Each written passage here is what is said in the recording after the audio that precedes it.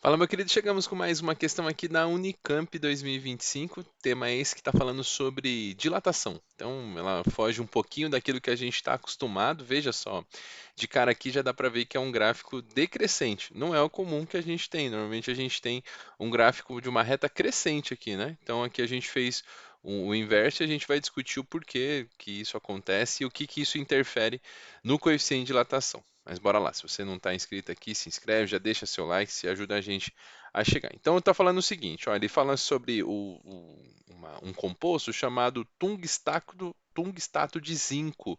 Esse não é um composto muito conhecido aqui para a gente da física, talvez lá para a área da química pode ser bastante conhecido, mas para a gente isso não vai interferir. E ele fala que tem um coeficiente de dilatação alfa negativo, tá? Uma dilatação térmica linear, que é importante, o chamado alfa, né? E ele é diferente da maioria dos materiais que se expandem com aquecimento. Então aqui, ao invés de ele se expandir, ele vai comprimir conforme aumenta a temperatura.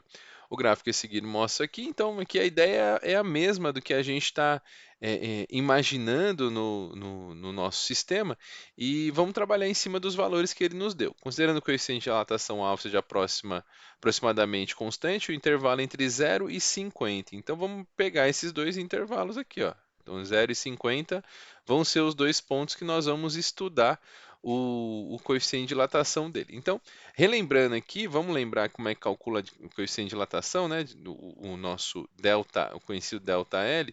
O delta L é igual a L0 vezes o alfa vezes a variação de temperatura. Então aqui você precisava aqui substituir os valores, a famosa fórmula da dilatação térmica linear, e nós vamos colocar os valores que nós temos para cada um deles. Primeiro, o meu ΔL aqui, veja, o intervalo que acontece entre o ΔL, né? Então vamos colocar aqui, ó, o ΔL é o L final menos o L inicial. Então, se eu estou imaginando que o intervalo aqui é entre 0 e 50, a temperatura final é 50, e nesse caso eu tenho um intervalo de 1,99, são três noves e o 5, menos o 2. Isso daqui, se você imaginar esse número menor menos um número maior, esse resultado tem que dar negativo.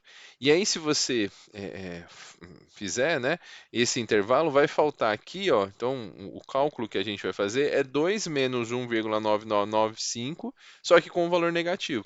Isso dá 0,0005. Concorda? Se colocar mais um 5 para cá, aí aumenta 1. 2, 3, 4, então a gente vai ter esse intervalo aqui. Esse é o valor do ΔL, isso aqui em milímetros. Beleza? Quando a gente faz essa transformação, você pode colocar em outras palavras que esse ΔL é menos 5 vezes 10 elevado a menos 4 milímetros. Beleza? Então, esse é o nosso primeiro passo na substituição.